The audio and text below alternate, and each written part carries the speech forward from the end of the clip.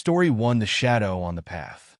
I've always had a strange draw to the woods, a pull to the deep, untouched parts of nature where you feel both alone and watched. This one particular forest, though, has always been different. They say people disappear there. Some believe it's the work of animals, but others whisper that something much darker resides in those woods. I can tell you, firsthand, that it's true. This story isn't one for the faint of heart. It started on a brisk autumn evening. I was walking along an old path winding through the trees, a shortcut I had taken dozens of times before. The air had a chill to it, one that burrowed under your skin and settled like a warning. Everything was quiet, too quiet. Even the usual rustle of small animals or the whisper of the wind was absent. The only sound was the crunch of leaves beneath my boots, each step echoing louder than it should have. As I made my way deeper, I noticed the shadows began to thicken, taking on shapes that twisted and moved. I tried to shake off the creeping feeling crawling up my spine, convincing myself it was just the dark playing tricks. But then I saw it. Just off the path, barely visible in the dim light, was a shadow, one that didn't belong to any tree or branch. It was human, but stretched in ways that weren't natural, its limbs too long, its fingers almost scraping the ground. It stood still, watching me. I stopped, heart pounding so loudly I could feel it in my throat. I couldn't tear my eyes away. My flashlight flickered, casting just enough light to illuminate the figure's outline, but not enough to reveal any features. I could sense it staring back, its presence heavy, suffocating. It was as if the very forest was holding its breath, waiting. I whispered to myself, trying to break the silence. It's nothing, just shadows. But the shadow moved. Slowly, it began to shift towards me, its form gliding silently across the forest floor. There was no sound, no footsteps, just the creeping terror of its approach. My legs locked in place, frozen by an instinctive fear, the kind that only comes when you know your life is in danger. I forced myself to turn and walk away, quickening my pace as my pulse raced. Yet every time I glanced back, it was there, closer each time, its form stretching and contorting, almost blending into the trees but never fully. Its eyes, if you could call them that, were hollow, voids that seemed to drink in the light and leave only darkness in their wake. I broke into a run, but no matter how fast I went, the shadow kept pace, slithering along the ground like a snake, undeterred by the roots and rocks that tripped me up. My breath came in ragged gasps as I finally reached the edge of the path, the faint glow of the town lights visible in the distance. I dared one last look behind me, and there it was, at the very edge of the trees, watching me with a chilling stillness. I made it out of the forest that night, but I swear I can still feel it sometimes. When the sun goes down and the shadows start to stretch across my walls, it's like a piece of that forest followed me home. I've heard it's waiting for the right moment to pull me back into the darkness. Story 2: The Whispers of Black Hollow. Some places are born cursed, woven into the fabric of nature itself. Black Hollow was one of those places. People in town avoided it like the plague, especially after dark. They spoke in hushed voices about how the forest whispered and how, sometimes, if you listened closely, you could hear your own name in those whispers. I never believed it, until the night I ventured into Black Hollow myself. It was a dare, a stupid one, in hindsight, but my friends and I were at that age when challenging fear felt like a rite of passage. Armed with nothing but flashlights, we made our way to the mouth of Black Hollow, a dark chasm where the trees seemed to lean inward, forming an arch that swallowed any light. My friends hung back, their nerves getting the best of them. But I was determined. I stepped onto the path alone, ignoring their calls for me to come back. The air was thick, the silence so intense that every step I took felt amplified. As I walked deeper, an odd sensation crept over me, a feeling like I was trespassing on hallowed ground. That's when I heard it, a faint whisper, so soft it was almost like a breeze. I stopped, heart pounding, straining to listen. It came again, this time clearer. It was a voice that knew my name. Come back! The words seemed to come from everywhere and nowhere at once, slipping through the trees like smoke. I froze, flashlight trembling in my grip, scanning the path and the thick darkness around me. My heart raced as the whispers grew louder, mingling into a chorus of voices. They were soft at first, luring me in with curiosity, but as I listened closer, I felt a chill settle into my bones. Each voice carried a sadness, a longing, and something darker. "Stay with us," one whispered, almost pleading. "We're so lonely." I tried to tell myself it was the wind, but the voices didn't fade. They circled around me, closing in, each one calling my name in a different tone. Some in soft whispers, others almost hissing, desperate. My legs felt heavy, like something was anchoring me to the ground, pulling me into the earth itself. I wanted to scream, to run, but I couldn't move. I could feel them. Faces began to form in the mist, pale and hollow-eyed, their mouths moving as they whispered, their expressions twisted in agony. A figure stepped forward from the shadows, its form vague, but distinctly human-like. It reached out a hand, bony and skeletal, beckoning me to come closer. The air grew colder, the mist thickening until I could barely see my own feet. I stumbled back, tripping over a root, but the whispering grew louder, angrier. The faces in the mist twisted with rage, their eyes hollow, accusing. "Don't leave us." I managed to stand, forcing myself to look away from the haunting faces and the twisted shadows reaching toward me. Summoning every ounce of strength, I turned and bolted, the whispers turning into anguished wails behind me. I ran as fast as I could, the mist clawing at my heels, the shadows twisting and writhing along the path as if they were alive. My breath was ragged, my heart pounding like a drum, but I didn't dare stop. As I broke through the trees and emerged from Black Hollow, the whispering stopped. The silence returned, heavy and complete, as if the forest had swallowed the voices whole. I collapsed on the ground, gasping for air, too terrified to look back. To this day, I can still hear those whispers at night. Sometimes, when I'm alone in the dark, I catch my own name drifting through the silence, faint and haunting. Black Hollow may have let me go, but I know it hasn't forgotten me. It's just waiting for the next time I step into the shadows. Story 3: The Eyes in the Dark. It was supposed to be a simple hike, a chance to clear my mind and escape the pressures of work and life. The forest had always been a place of solitude for me, a refuge where I could escape and breathe freely. But this night was different. This night something was watching. I'd been on that forest path many times, but under the moon's dim glow, everything looked unfamiliar, almost distorted. My flashlight barely pierced the dense shadows, and an uncomfortable feeling crept up my spine, an awareness that I was no longer alone. I tried to shake it off as paranoia, but the feeling only intensified with each step. Then, I saw them, two small, glowing eyes just off the path, staring directly at me. They were bright and unblinking, shimmering in the darkness. I stopped in my tracks, my heart hammering in my chest as I pointed my flashlight toward them.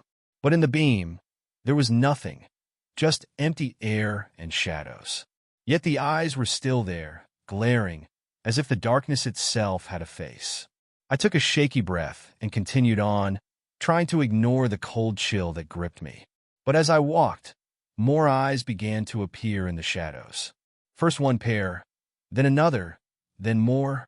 They were everywhere, glaring at me from behind trees, from the bushes, and even from the ground, glowing with a ghostly, otherworldly light.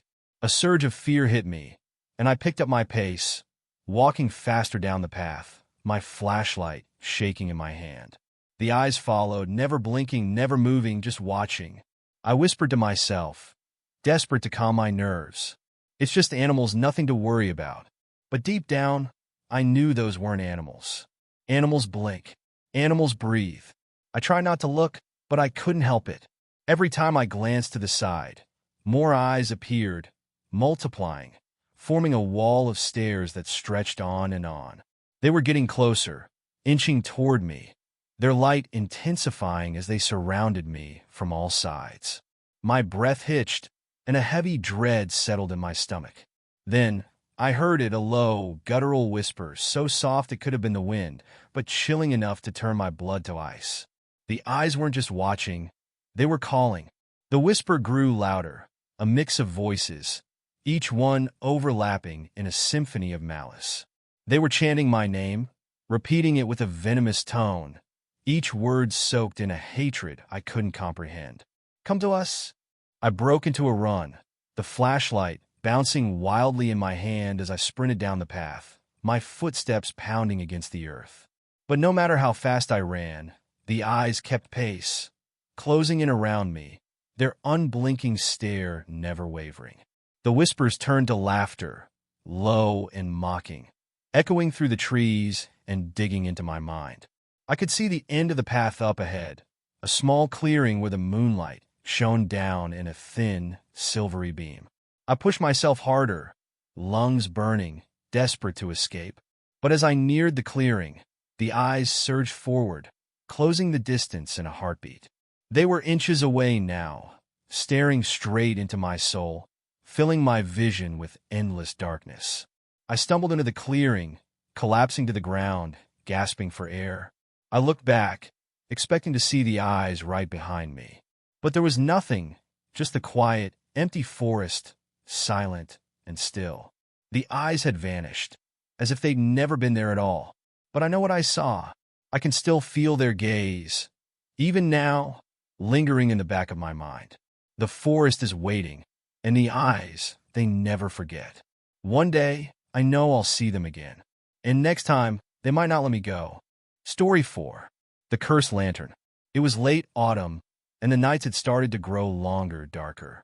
I'd heard the stories before, tales of a lantern lost deep in the forest that carried a curse for anyone foolish enough to pick it up.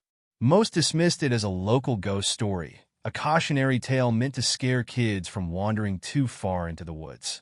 But I had always been the curious type, and one night curiosity got the better of me. I'd heard from an old man in town that the lantern could be found on foggy nights, glowing faintly in the forest clearing known as Widow's Grove. They said the lantern was once used by a woman searching for her lost family, but when she found them dead, she'd cursed the lantern and disappeared into the forest forever. People claimed the lantern never went out, even though no one ever refueled it. That night, fog blanketed the forest in thick waves, and I followed the narrow trail that led to Widow's Grove. The air was damp, and a chill crept into my bones as I moved deeper into the woods. Finally, after what felt like hours, I saw it, a faint green light flickering in the distance. There it was sitting in the center of the clearing, just as the story said. The lantern was old, rusted, with cracks in the glass. The light inside was unnatural, casting a sickly green glow that didn't seem to flicker like a normal flame. It was as if the light were alive, breathing. Against every warning echoing in my mind, I bent down and picked it up. The moment my fingers touched the cold metal, a jolt shot through me, like an icy hand gripping my heart. The forest fell silent. No wind, no rustling leaves, just dead, suffocating silence. I lifted the lantern to eye level, watching the strange flame pulse, casting distorted shadows across the ground. That's when I noticed them, figures in the mist, pale and ethereal, their faces twisted in agony. They watched me with hollow eyes, mouths moving as if they were trying to speak, but no sound came out. A sudden wave of dread washed over me, and I realized I'd made a grave mistake. I turned to leave, but the lantern's light seemed to weigh me down, compelling me to stay. The figures drifted closer, their ghostly forms swirling around me, mouths silently mouthing words I couldn't understand. I tried to drop the lantern, but my fingers wouldn't budge. It was as if it had fused to my skin, binding me to it. The air grew colder, and I heard faint whispers, like wind through the trees, growing louder with each passing second. The faces in the mist contorted in rage, their silent screams piercing through my mind. I tried to move, to run, but I was rooted to the spot, trapped in the light of the cursed lantern. A voice, deep and hollow, filled the silence, echoing through the trees. "You took what was ours. You will join us." The figures circled me, their hands reaching out, brushing against my skin with a cold so intense it burned. I struggled, desperate to break free, but the lantern's light was consuming me, pulling me into a darkness I couldn't escape. I don't know how, but I managed to break free, tear my hand away from the lantern and stumbling backward. I fell to the ground, gasping for air as the light of the lantern dimmed. The figures in the mist retreated, their forms fading back into the shadows. But as I looked down at my hand, I saw the faint, ghostly outline of the lantern's handle burned into my skin. I ran from that clearing, leaving the cursed lantern behind. But even now, I can feel its pull, hear the whispers calling my name whenever the fog rolls in. I know it's still out there, waiting for me to return. And one day, I know it will find me again. This fourth story, The Cursed Lantern, explores the terrifying lure of cursed objects and the spirits that guard them. Let me know when you're ready for the next one. Story 5. The Whispering Shadows. There are some places in the world where darkness feels different, thicker, almost alive. The forest I found myself in that night was one of those places, a place where shadows didn't simply fall, but lingered and breathed. I had gone deeper into the woods than I'd ever intended, hoping to catch a glimpse of the ancient ruins hidden in the trees. But I'd lost my way as dusk set in, and before I knew it, I was surrounded by a night as black as pitch. I should have felt afraid, but it was strangely quiet, and my mind was calm, until I heard it, a soft whisper that drifted on the wind. It was faint at first, almost inaudible, but as I walked, the whispers grew louder, overlapping and weaving into one another like a twisted melody. Curiosity kept me moving forward, even though every instinct screamed to turn back. The path I was on was narrow and winding, the trees growing thicker and closer together. Their shadows stretched long across the ground, shifting and twisting as if they had a life of their own. I kept my flashlight trained on the path, but the beam seemed swallowed by the darkness, barely piercing the shadows. Then I saw it, a shadow that didn't belong. It flickered on the edge of my light, there and gone, like a trick of the eye. But as I walked, more shadows began to appear, clinging to the trees, each one distinct, almost human in shape, their hollow eyes watching me with twisted smiles. I felt an icy chill as I realized these shadows weren't cast by anything. They were standing, waiting, lingering in the dark. The whispers grew louder, and now I could make out the words. They were calling my name, each voice more sinister than the last, the syllables drawn out in a slow, mocking tone. I tried to ignore them, to focus on the path, but the shadows followed, their faces shifting, stretching, and melting like smoke. I broke into a jog, hoping to leave them behind, but the faster I moved, the closer they came. The trees around me seemed to bend, reaching toward me, and the shadows peeled themselves away from the trunks, stepping onto the path with slow, deliberate movements. "Don't leave us," one of them whispered, its voice soft and eerie, laced with malice. "Stay forever." I stumbled, my flashlight slipping from my hand, its beam falling on the ground. As I scrambled to pick it up, I felt a cold touch on my shoulder, like ice sinking into my skin. I turned, and there it was, a shadow, inches from my face, its eyes hollow and endless, a grin spreading across its darkened face. Heart racing, I backed away, but the shadows moved with me, surrounding me in a circle. Their whispers grew louder, filling my head until I could barely think. They spoke of secrets, of lost souls trapped in the forest, of people who had wandered in and never returned. And I knew then that they weren't just shadows. They were the souls of the lost, doomed to wander in darkness, looking for someone to take their place.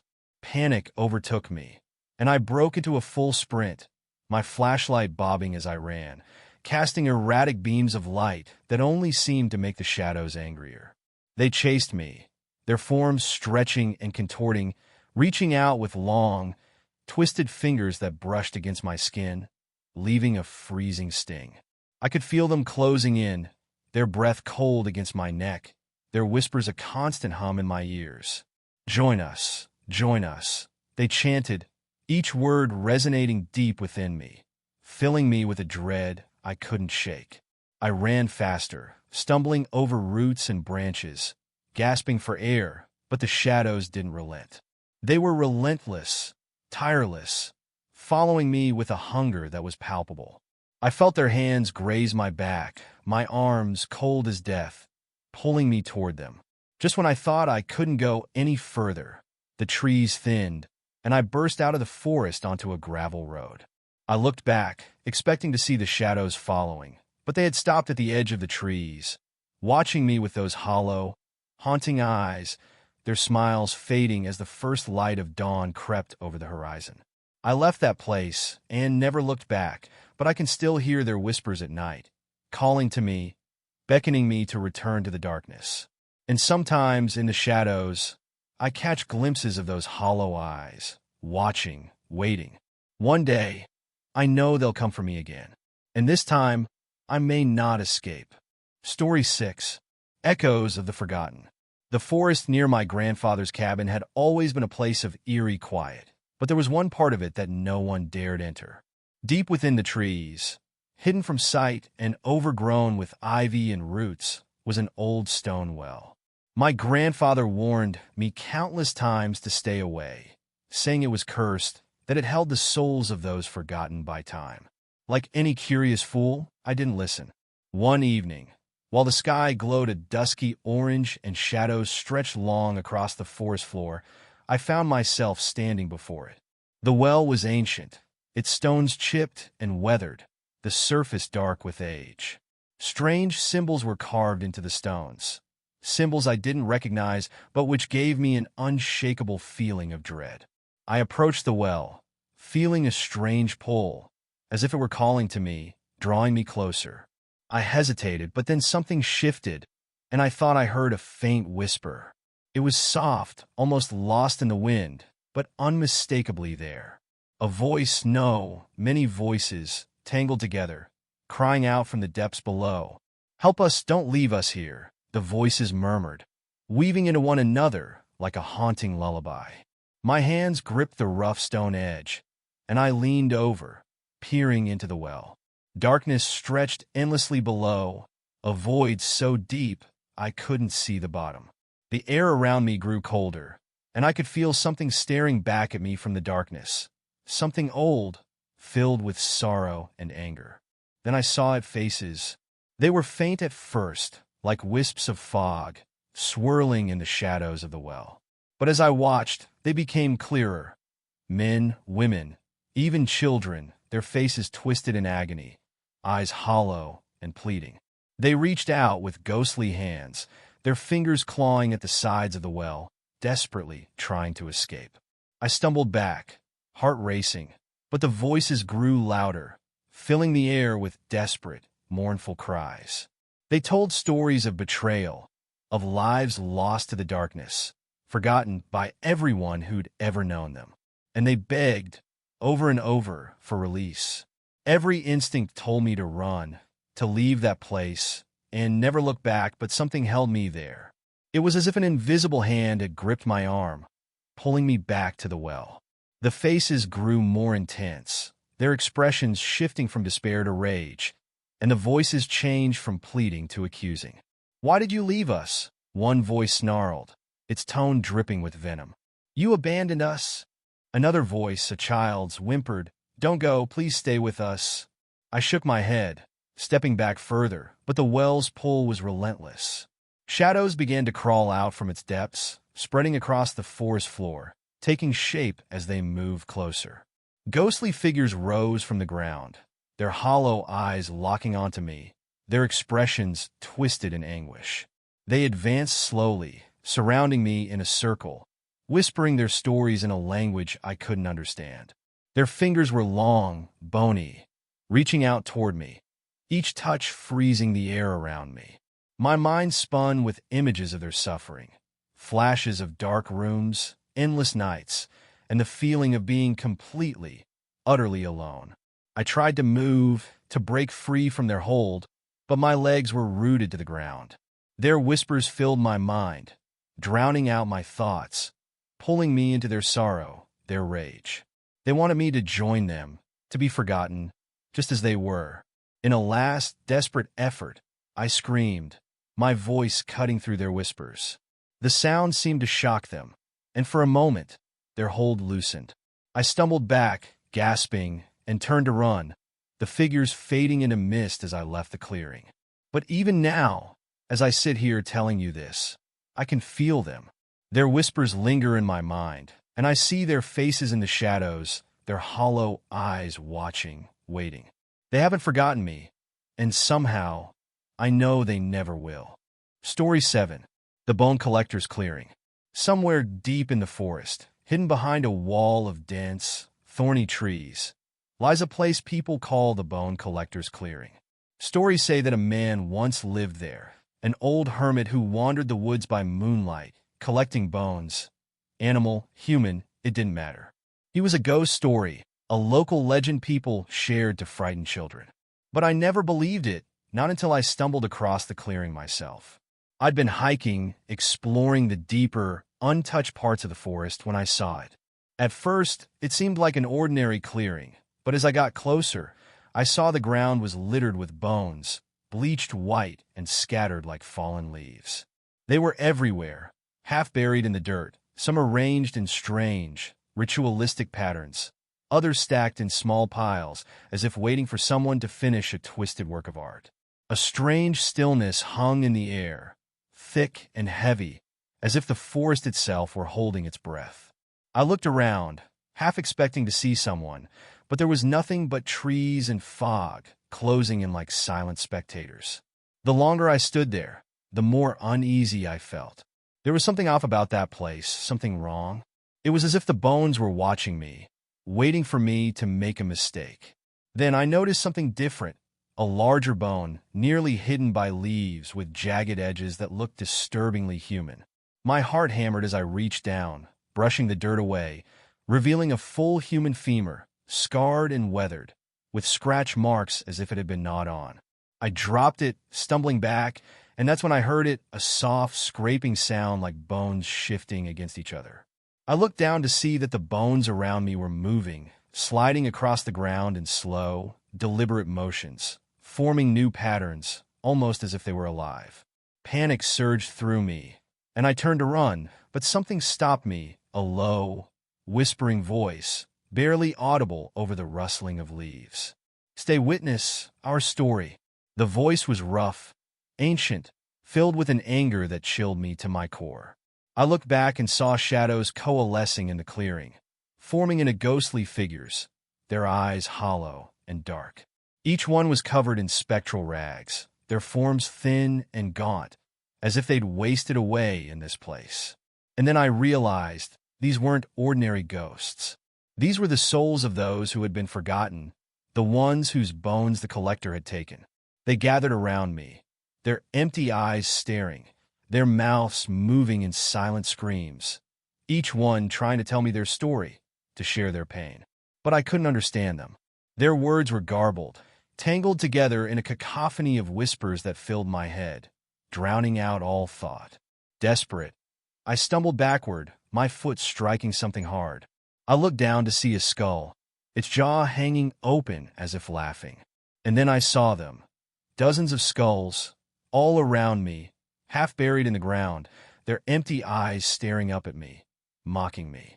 The whispering grew louder, and I realized with a sickening dread that they didn't want me to leave. They wanted me to stay, to join them, to become part of their eternal collection. I felt hands, cold, bony hands, grasping at my arms and legs, pulling me toward the center of the clearing. The bones on the ground seemed to come alive, moving together, forming shapes, creating twisted figures that writhed and twisted like they were in pain. "Leave a part of you," the voices murmured, a strange, desperate hunger in their tone. I fought against them, thrashing and screaming, but the ghostly hands were relentless, pulling me down, closer to the ground, closer to the endless sea of bones. My hands clawed at the earth, but there was no escape. The shadows closed in, their hollow eyes locking onto mine, and I felt their pain, their anger, their hunger for freedom. With a final burst of strength, I broke free, stumbling backward, tripping over bones, my heart racing as I turned and ran. The figures didn't follow, but their eyes stayed on me, watching as I fled. The clearing faded into the mist, but I could still feel them, their presence lingering, a weight on my soul that I knew I'd carry forever. To this day, I can hear their whispers in my mind, a constant, gnawing reminder of the horrors I left behind. And sometimes, in the dead of night, I feel their bony fingers reaching out for me, eager to pull me back to the bone collector's clearing, where they wait for the next soul to join them. Story 8. The Eyes in the Mist. The mist always came at night, a thick, creeping fog that swallowed the forest whole. I'd heard rumors about it growing up, stories of people disappearing, tales of glowing eyes that watched from the shadows, but I'd never paid much attention. To me, they were just ghost stories, tales to spook kids around a campfire. Until the night, I found myself trapped within it. I had stayed out too late, losing track of time as I wandered the forest trails. By the time I noticed the mist, it was too late. It had already begun to close in, swallowing the trees and path in a dense, gray fog. The air was thick and heavy, every sound muffled, making it feel as if I'd been transported to another world entirely. I turned back, hoping to find my way out, but the mist was everywhere, shifting and twisting, disorienting me. It wasn't long before I realized I was lost. The forest around me had become a ghostly labyrinth, each tree blending into the next, each step taking me further into the unknown. Then I saw them. At first, I thought it was just a trick of the light, a reflection or shadow, but as I squinted into the mist, I saw them more clearly. Eyes. Dozens of them, all glowing a sickly green, staring out from the mist with an unnatural intensity. They were scattered around me, floating at various heights, watching me with an intelligence that made my skin crawl. My heart pounded as I took a step back, but the eyes only moved closer, circling me like wolves around prey. There was something in those eyes, something ancient and hungry, a malice that felt like it could devour my very soul. I wanted to scream, to run, but I felt frozen, held in place by their gaze. Then one of the eyes blinked, a slow, deliberate blink, as if savoring the moment, and I realized with growing horror that these weren't just eyes. They belonged to things, creatures hidden within the mist, their forms barely visible, shifting shadows with long, twisted limbs and faces that seemed to melt into the fog. They were all around me, blending with the mist, and yet unmistakably there. A whisper broke the silence, soft and chilling, echoing through the trees. "You shouldn't be here," it murmured, the voice low and filled with an inhuman rasp. I stumbled backward, my foot catching on a root, and as I fell, the eyes moved closer, narrowing as they studied me. Their whispers grew louder, overlapping, filling the air with words I couldn't understand, each one dripping with malice. I felt something cold brush against my arm, like a bony hand reaching out from the darkness. Desperate, I scrambled to my feet, turning to run, but the mist had thickened, swallowing the path, the trees, everything. Every direction looked the same, an endless wall of fog and glowing eyes. I could feel them moving around me, watching, waiting, their whispers a constant drone in my ears. "Stay with us, join us," the voices chanted, each word like a claw scratching against my mind. I broke into a run, blindly crashing through the underbrush, my lungs burning, my heart pounding. But no matter how fast I ran, the mist followed, the eyes always just a few steps behind, watching, relentless. I could hear them breathing now, a hollow, rasping sound that filled the air, echoing through the fog. The forest seemed to stretch on forever, a twisted maze with no escape. I could feel my strength fading, my vision blurring, and in that moment of weakness, I felt a hand, cold, skeletal, brush against my shoulder, gripping me with a strength that defied logic. I spun around, but there was nothing there, only the mist and the eyes, closer now, circling, closing in. I stumbled back, my back pressing against a tree, and watched in terror as the creatures emerged fully from the mist. They were tall, thin, their limbs unnaturally long and twisted, their faces hidden in shadow except for those glowing eyes that seemed to pierce through me. One of them stepped forward, its mouth opening to reveal rows of jagged teeth, and I knew, without a doubt, that I wouldn't survive if they reached me. With a final burst of strength, I pushed off the tree and ran, my legs moving on pure adrenaline. The whispers grew louder, more desperate, as if they were angry, as if I was stealing something precious by escaping. I didn't look back, didn't dare, but I could feel them behind me, hear their footsteps, feel the cold mist wrapping around me like chains. After what felt like an eternity, I broke through the edge of the forest, collapsing onto the ground as the mist retreated, slipping back into the trees, the glowing eyes fading one by one. I lay there, gasping, staring up at the dark sky, and I knew that I had barely escaped with my life. Even now, I can feel their gaze on me, lingering, as if waiting for the moment I'll return. And sometimes, in the dead of night, I see those eyes in my dreams, glowing, watching, calling me back to the forest, to join them in the mist forever. Story 9: The Lullaby of the Shadows. The forest had always been a place of mystery and strange tales, but there was one story, in particular, that no one dared to speak of: the story of the statue deep within the woods. Local legend had it that anyone who heard the lullaby from the shadows would never be the same, cursed to wander with hollow eyes and an empty soul. I never believed it, of course, but curiosity can be a dangerous thing. One chilly autumn evening, I decided to seek it out for myself. I'd been warned by everyone in town, but the thrill of discovery was too tempting. With nothing but a flashlight and my wits, I ventured into the forest, following a winding path that seemed to grow darker with every step. The trees loomed tall, skeletal, and twisted, their bare branches like bony fingers reaching out to grab anyone foolish enough to stray from the path. After what felt like hours, I found myself standing before it, the statue. It was taller than I had imagined, standing in a small, shadowy clearing surrounded by thick vines. The statue depicted a woman holding a child in her arms, her face hidden beneath a veil of ivy. Something about it felt wrong. The air was thick and heavy, and a strange, unsettling quiet had settled around me. Just as I was about to turn back, I heard it, a faint lullaby, soft and haunting, echoing through the trees.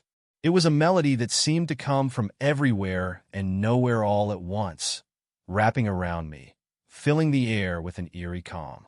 I should have left then, but something in the melody held me in place like a spell, pulling me closer to the statue. As I stared, the shadows began to move. I blinked, thinking it was a trick of the light, but the shadows had shifted, forming shapes, figures with hollow eyes and open mouths, their faces twisted in silent anguish. They crept from behind the statue, moving slowly, deliberately, as if drawn to me. A whisper filled the air, a single word carried on the breeze. "Stay!" My heart pounded as I took a step back, but the shadows moved with me, gliding across the ground like dark, fluid forms. They seemed to stretch and shift, their faces flickering with expressions of sorrow and anger, like echoes of lost souls trapped within the forest. Then, I saw her face, the statue's face. The ivy had parted, revealing a hollow, cracked visage with empty eyes and a wide, haunting smile. Her mouth was slightly open, and from it came the lullaby, a chilling melody that seemed to seep into my bones, filling me with an icy dread. The shadows began to hum along with the lullaby, their voices soft and eerie, joining together in a haunting chorus. I felt their cold, bony hands reaching out, brushing against my skin, sending shivers down my spine. My body felt heavy, weighed down by an unseen force, as if the shadows themselves were wrapping around me, drawing me in. "Join us," they whispered, their voices overlapping in a chorus of despair. I tried to scream, but no sound came out. The shadows tightened around me, their fingers like icy chains, pulling me closer to the statue. The lullaby grew louder, each note filling me with a sense of dread and sorrow, so intense that I felt tears streaming down my face. It was as if the melody was draining me, pulling every ounce of life from my body, leaving only emptiness behind. Desperate, I struggled, pulling away with all the strength I had left. I stumbled back, breaking free from their grasp, and turned to run. The forest was a blur around me, the trees seeming to close in, twisting and shifting as I sprinted down the path. But the lullaby followed, echoing through the trees, each note tugging at my mind, calling me back. The shadows pursued me, their forms shifting and flickering, gliding over the ground like dark phantoms. I could hear their whispers, their cries, each voice filled with a longing that made my skin crawl. They wanted me to join them, to become one of them, a hollow figure lost in the shadows, forever bound to the cursed lullaby. Just as I reached the edge of the forest, the lullaby stopped. I turned back, breathing heavily, my heart racing, and saw the shadows standing at the tree line, watching me with those empty, hollow eyes. They seemed to fade, melting back into the darkness, their forms dissolving like smoke. And in the distance, I could still hear the faintest echo of the lullaby, lingering in the air, a reminder of the nightmare I had barely escaped. To this day, I can still hear that melody in my dreams, a haunting lullaby that fills me within. Story 10. The Echoes of the Forgotten. I've always believed that some places should be left undisturbed, especially the ones that no one ever speaks of. But there I was, standing at the edge of the forest that no one dared to enter, the Forgotten Woods. It was said to be cursed, haunted by the spirits of those who had vanished long ago, their names lost to time. They were trapped, their souls bound to the woods. And at night, you could hear their whispers carried by the wind, calling out to those who were foolish enough to listen. I hadn't believed in such things until I found myself lost in that forest, seeking something I wasn't ready to understand. My curiosity had gotten the better of me, and now I stood at the threshold of something far beyond my comprehension. The air was thick, heavy with an unsettling quiet that pressed against my chest. As I stepped forward, I noticed something strange, small, glowing orbs floating just above the ground, casting an eerie, otherworldly light. I tried to tell myself they were fireflies, but the way they moved, the way they lingered in place for a moment before darting off, was unlike anything I had ever seen. I followed the glowing orbs deeper into the forest. The trees twisted and curled around me, their gnarled branches like skeletal fingers reaching out. The path was barely visible, overgrown with vines and moss. But I knew where it led, toward the forgotten stones, a place no one dared go, not even the bravest souls. As I walked, the air grew colder. A chill crept down my spine, and the whispers began. At first, I thought it was the wind, but soon I realized that the voices were too distinct, too personal. They were calling my name, softly at first, then louder, more insistent, like a distant echo from the past. "Come closer," they whispered, their voices a mix of sorrow and longing. "We remember you." I stopped dead in my tracks. The hairs on the back of my neck stood up. I wasn't alone. The whispers grew louder, swirling around me, their words indistinguishable now, but growing more frantic. The orbs had gathered around me, floating in a tight circle, their glow casting a dim light on the stones that lay before me. The forgotten stones. I had reached the heart of the woods. I could see the faces then. At first, they were just vague shapes, indistinct figures in the shadows. But as I looked closer, I saw them, the forgotten souls. Their faces were twisted, contorted with agony, their eyes hollow and empty, like they had been staring into the abyss for far too long. They whispered my name, their voices echoing in my head, growing louder with each passing second. "Why did you leave us?" they moaned. "Why did you forget us?" I wanted to run, but my feet wouldn't move. The voices grew louder, more desperate. The figures reached out, their bony hands stretching toward me, their eyes filled with endless sorrow. It was as if they wanted something from me, something they couldn't remember but needed desperately. "Join us," they said, their voices in unison, a chilling chorus of despair. "You're one of us now. You've always been one of us." Suddenly, The orbs flickered and began to spin faster, surrounding me in a whirlwind of light. The shadows grew longer, twisting and writhing like living things. I could hear the rustling of feet behind me, and when I turned, I saw more figures emerging from the trees, more lost souls, their faces twisted in agony, their hands reaching for me. Panic flooded my chest.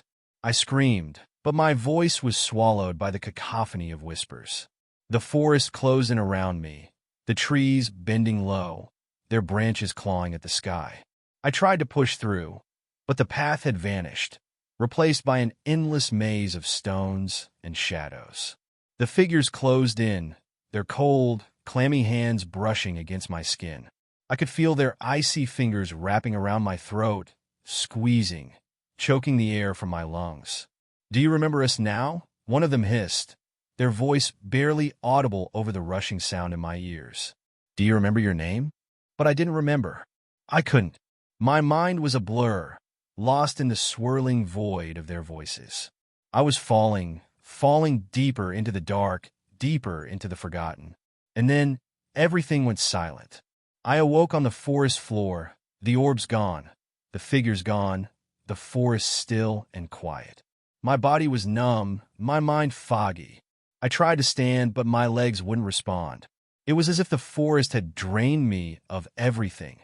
My strength, my will, my very soul. As I lay there, I heard one final whisper, carried on the wind. "Forget us not." I stumbled out of the woods, forever changed. The memories of the forgotten woods still linger in the corners of my mind, the whispers still echoing in my ears. Sometimes, late at night, when the wind is still, I can hear them again, those voices calling my name, reminding me that I am one of them now.